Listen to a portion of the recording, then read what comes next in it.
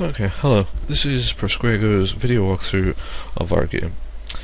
First I will go through the Unity project and its layout, and then actually play the game.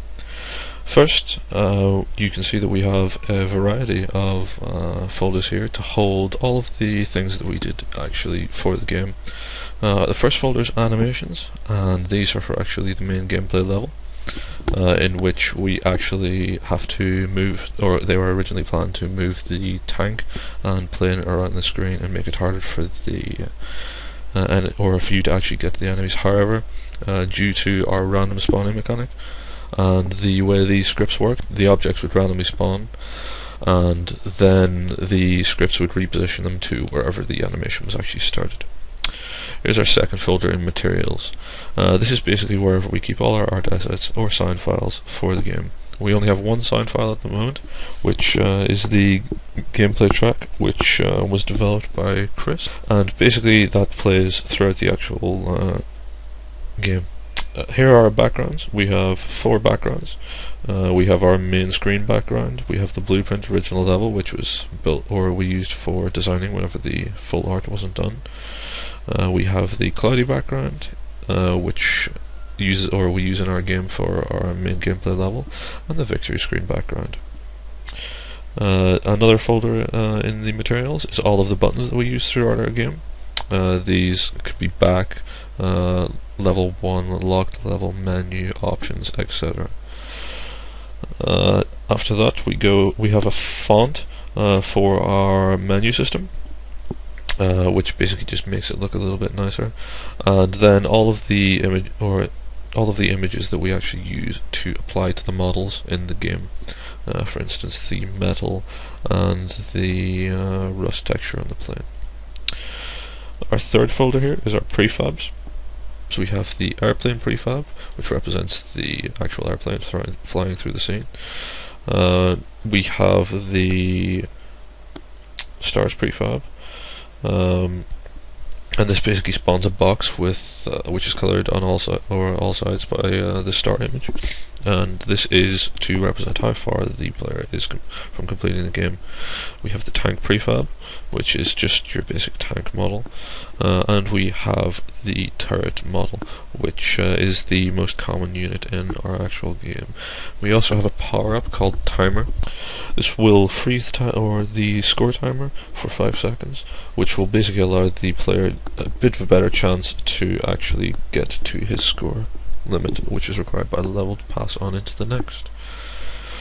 Here are all of our scenes. We have the level select, we have the level 01, which is the test or the tech demo level of our game, where it actually shows all of the scripts running. We have the victory screen and the main menu. Here are all of our scripts. Now you can see them on the right hand side here. We have the collision script, which basically detects if the ball has hit an enemy and what kind of enemy it's hit. We have 4 different types of enemies essentially in this game. We have the normal enemy, the tank enemy, which takes 3 hits to actually hit, and you get 100 points each for every hit on the normal enemies and the tank until it is destroyed, and you get a bonus of 500. We also have timer, freezes the player's time for 5 seconds, which basically gives them a better chance at actually passing the level. And we have the airplane. The airplane would be animated to be a lot faster than the other models, so we've upped the points to 300 on the airplane. The controller script is simply, it freezes the screen auto-rotates, so you don't get the screen flip effect whenever you tilt the iPod. And then we've got 2 inputs. We've got one for using the arrow keys on your keyboard, which means that you can simulate it on the PC and when you're testing, and we have one for using the accelerometers in the iPhone, which basically allows your normal tilt function and doesn't allow it to go over a certain speed. We then have the level loader script, which is our level choice menu essentially. It gives the player the choice of selecting all the available levels, and also gives the player a preview of how many levels are available on this theme. We also position a back button so that you can get back to the main menu. The main menu script is basically, it just gives the user a couple of options of viewing the credits, viewing the options, and actually playing the game. And here we have the pause script. This is much like the main menu script, except it is accessible whenever you click the pause button in the actual gameplay mode, instead of being just always on the main menu and loading the level script whenever you click play. Here is the score script. This updates the score and the combo on the player's screen and lets them know how high their combo is and how high their score. This is the spawn script, and in the spawn script, depending on the time interval from the actual level start, it will spawn the model or the enemies onto the screen. The tank will only spawn once every 10 seconds, the plane will only spawn once every 7 or so seconds, and the basic enemies will spawn every 2 seconds. This basically keeps, and the timer will randomly spawn between 5 and 55 seconds. Here is the timer script. This basically allows the timer to be paused by the time power up, and also starts time from a specific time whenever you actually click the play button. This timer is paused by the pause script, and generally just counts time and lets the player know how much time they have left on their level before the end of the game. Here is the victory score script, or the victory screen script. This basically reports to the player what his score was, what level they're on, allows them to choose from replaying the level and choosing from the main menu. At the end of this, whenever the player chooses a selection, the score is reset to 0. Okay, now for the executable file.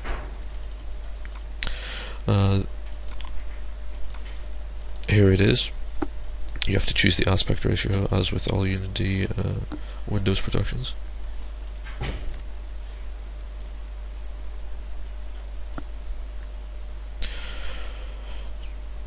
Okay, so here's our main menu. You have the options of credits, options, and play. Here is the credits script.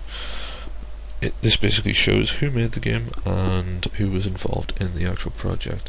Here's the options script. You have a slider to choose the volume up and down. Now on the iPhone this wouldn't be necessary, however it came free with the reference or the script that we referenced for this, so we thought we'd keep it in. Here's the graphics script. Basically you can decrease or increase the graphics depending on what you want to play it on. Again, not necessary, but a nice feature to have in. There's the stats. You can choose FPS, triangles, vertices, and FPS graph, and basically this just shows how the user their system is coping with the game. Here's the system selection. This will basically show you what you are currently running on or running the game on, and what the specs are on a computer version. Down here is the back button. This will basically take you back to the main menu. Okay, if you click play, this is our level select screen. The orientation is a bit off from the buttons, and that will also happen inside of the actual game slight bit. This is because each programmer is working on a different aspect ratio, and I didn't correct this soon enough. So basically, the ball will go slightly off the screen, but that is an easy fix. Here's all the locked levels that you can't click on, but it basically shows the player what is to come later on. And here's the back button once again. Okay, so let's go into the first level. In our game, the main objective is to get as many points as possible by destroying the enemy objects. Tanks take 3 hits to kill. Airplanes are supposed to be small, agile enemies that give you more points, and the turrets are basic static defenses that give you your base amount of points.